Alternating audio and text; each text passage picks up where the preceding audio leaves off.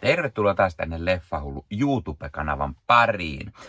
Tällä kertaa jatkuu taas Mikä ihmeen videosarja, eli videosarja, jossa käsitellään harvinaisempia, eriskummallisempia tai lyhytaikaisempia elokuvaformaatteja. Käsittelyssä on formaatteja, joita ei enää ole tai jotka on jäänyt unholaan tai joita ei välttämättä meillä Suomessa edes ole ollut. Tällä kertaa otetaan jopa 3 eri formaattia tähän samaan. Eli meillä on jakson aiheena Mikä ihmeen VCD, eli video-CD, SVCD, eli Super Video CD, ja CVD, eli China Video Disc. Nämä 3 formaattia on kaikki hyvin samanlaisia tai eräänlaisia toistensa jatkeita tai variaatioita. Ja aloitetaan VCDstä eli Video CDstä eli Video Compact Disc. Meikäläisellä on tässä esittelyssä Gladiator, jonka juuri ostin ja esittelin meikäläisen livessä. Ja tosiaan tämä on kotelollisesti hyvin samanlainen mitä CD-levyt oli, ja varsinkin tämä on tämmönen niinku tupla CD tyylinen, koska tämä on 3 levyllä. Leffa on sen verran pitkä, että se pitää jakaa osiin, ja siksi täällä on 3 levyä. Levyt on siis tämmösiä just CD, DVD, jene levyn kokoisia. Eli hyvin tutun näköistä. Ja VCD oli Philipsin, Sonyn ja Matsuhitan, eli myöhemmin Panasonicin ja JVCn vuonna 1993 julkaisema formaatti. Se oli ensimmäinen täysin digitaalinen optinen videoformaatti. Video CD, se itse elokuva, se tallennetaan tällaiselle tavalliselle CD-levylle, aivan nimensä mukaisesti Video CD. Video CD ei tarvitse erillistä soitinta, vaan kaikki DVD-soittimet toistaa VCD-levyjä, sillä se vaatimus kuului DVD-soittimiin ja DVD-standardiin. Video CD-levyissä ei yleensä ole minkäännäköisiä valikkoja. Se on toki mahdollista, että niissä on, mutta ne ei yleensä ollut, vaan ne oli helppokäyttöisiä. Eli levy laitetaan soittimeen ja painetaan play ja toisto alkaa. Eli ei ollut mitään valikkoja näin, koska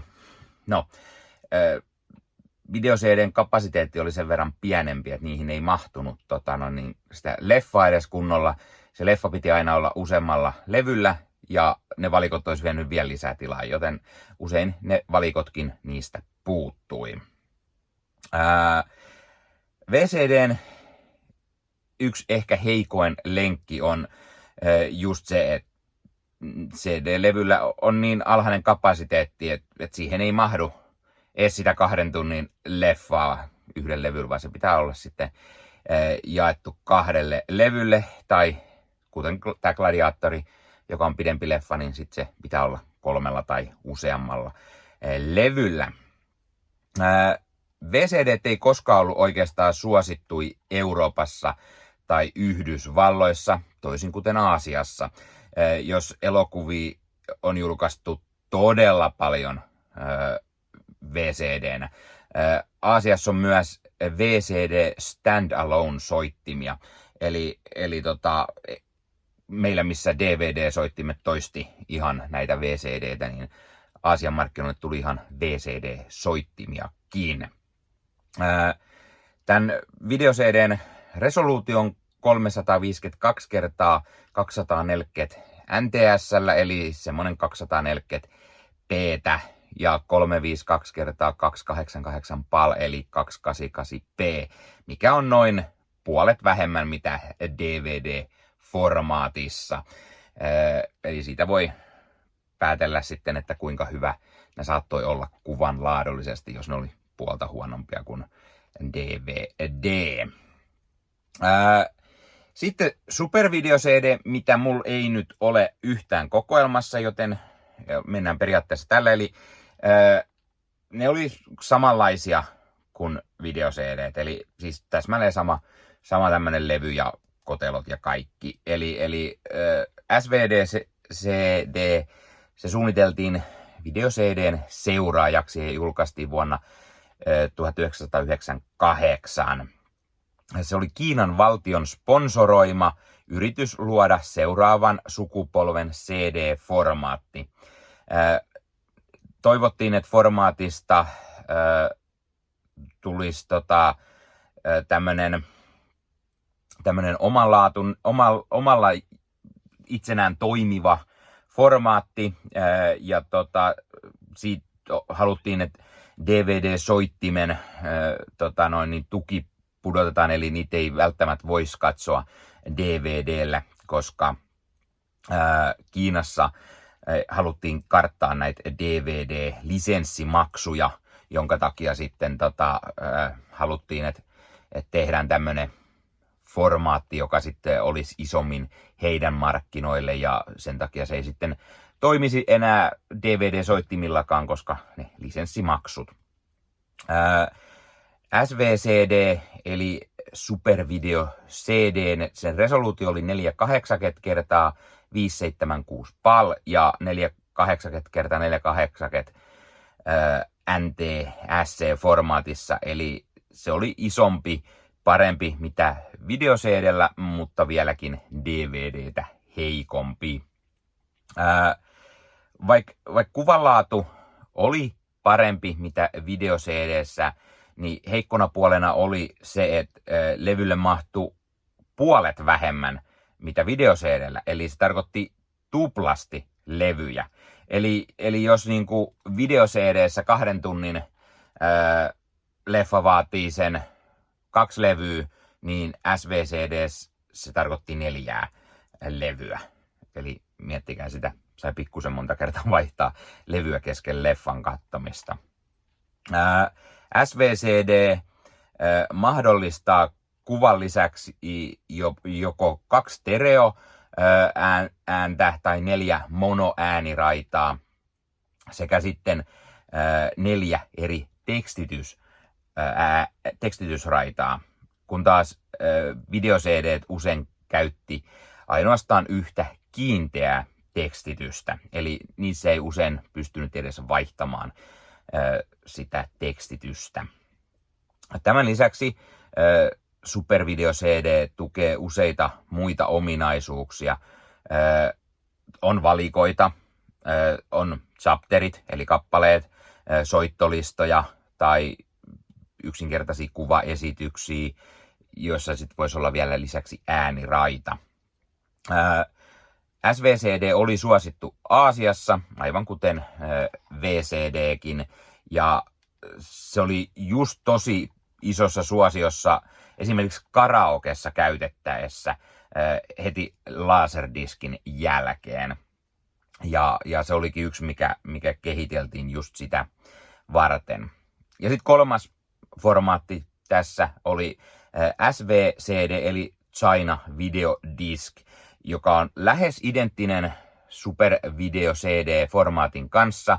Ainut mainittava ero oikeastaan oli se resoluutio, mikä oli horisontaalisesti matalampi, eli 352 kertaa 480 NTC ja 352 576 PAL.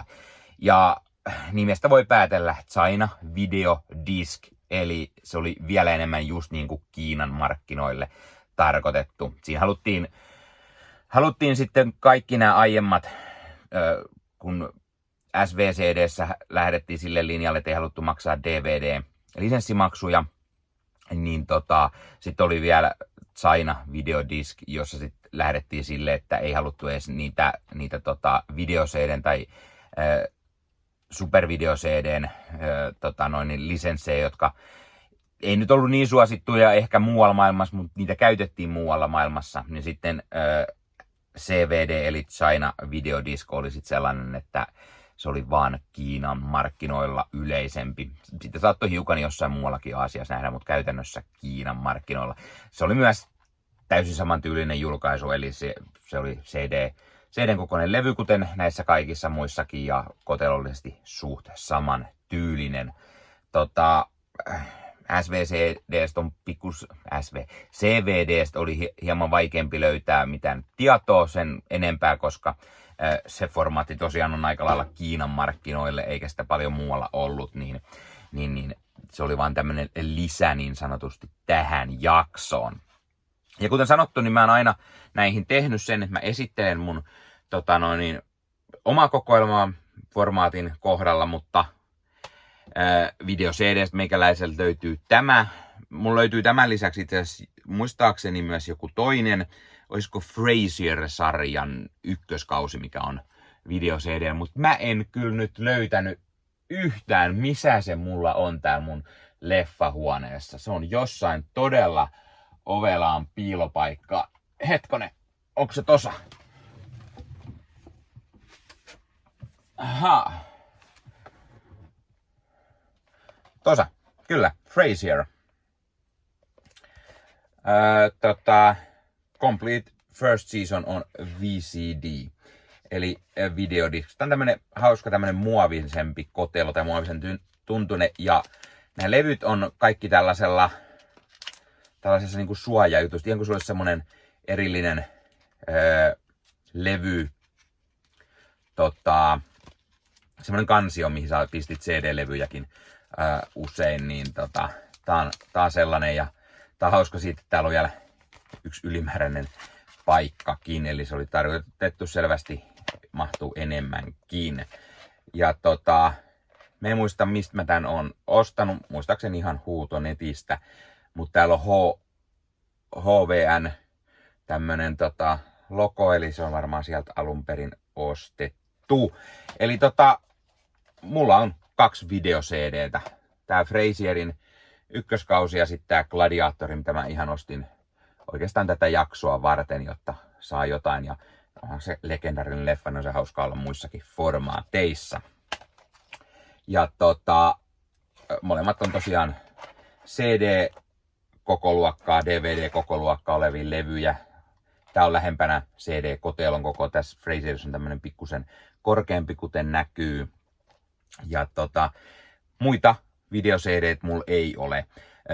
SVCD:t eli supervideo-CD:t mulla ei ole kokoelmassa ainuttakaan, ja ei myöskään CVD:tä eli China Video Discia, koska niitä on tosi vaikea löytää oikeastaan muualta kuin Kiinasta. Tai no IP:stä jostain jo voi löytyä, mutta en nyt lähtenyt sitä varten sellaista sieltä metsästelemään. Joten tää oli lyhyt esittely meikäläisen oman kokoelman kohdalla. Mut hei, tää oli tällainen mikä ihmeen jakso.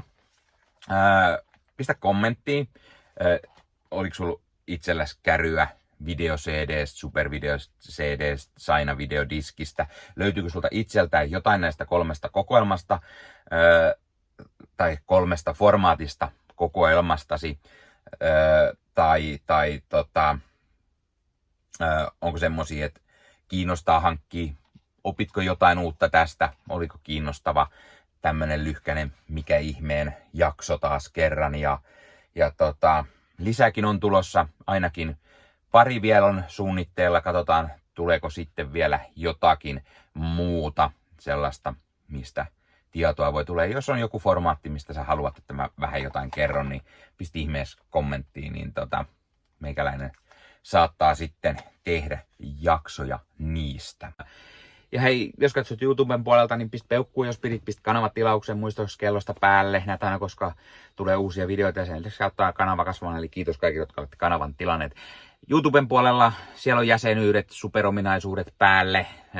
Sieltä voi jäsenet tulla kanavan jäseniksi ja sieltä saa erikoismainintaa esimerkiksi tohon nimen, kun on kanavan jäsen, ja sit saa erinäköisiä hyviä asioita, näkee ennakkoonkin. Esimerkiksi tämänkin on nähnyt varmasti jo aikaisemmin, jos on kanavan jäsen, tämän videon sieltä, ja muita videoita tulee. Esimerkiksi täällä on paljon täällä leffahuoneessa kaiken näköistä, mistä on tulossa lähiaikoina varmasti video, niin niitäkin näkee sitten ennakkoon, kun on kanavan jäsen. Joskus tulee jopa pelkästään jäsenille tarkoitettuja videoita. Ja sen lisäksi on kaikki korostettuja vastauksia ja tila- tämmöisiä merkkejä ja muuta kaikki. Kyllä te tiedätte YouTube-juttut. 0,99 € kuussa tai 2,99 € kuussa, niillä saa erinäköisiä asioita, kun tilailee tai on kanavan jäsen. Niitä supertykkäyksiä, superkommentteja, kaikkea voi laittaa, niin siitä tulee muutamat kymmenet sentit sitten tähänkin suuntaan. Eli kiitos kaikille, jotka olette niitä laittaneet. Ottakaa Leffahullu somekanavat haltuun, Instagrami, TikTokki, Facebook-sivusto, jäne. Meikäläinen tekee Marvel Podcast Suomea, Star Wars Podcastia ja sitten sen lisäksi meikäläinen kuuluu Leffamediaan, jos on yli 30 sisääntuottajia, jotka rakastavat leffoja ja sarjojen katsomista, niiden arvostelemista ja kaikkeen leffoja ja sarjoihin liittyvää. Sieltä löytyy leffa- ja sarja-aiheiset uutiset, huhut, trailerit, sieltä löytyy haastatteluja, kaikennäköistä leffa- ja sarja-aiheesta. No niin, tämä oli Leffahullu podcast tällä kertaa. Ei muuta, ensi kertaa. Se on moro.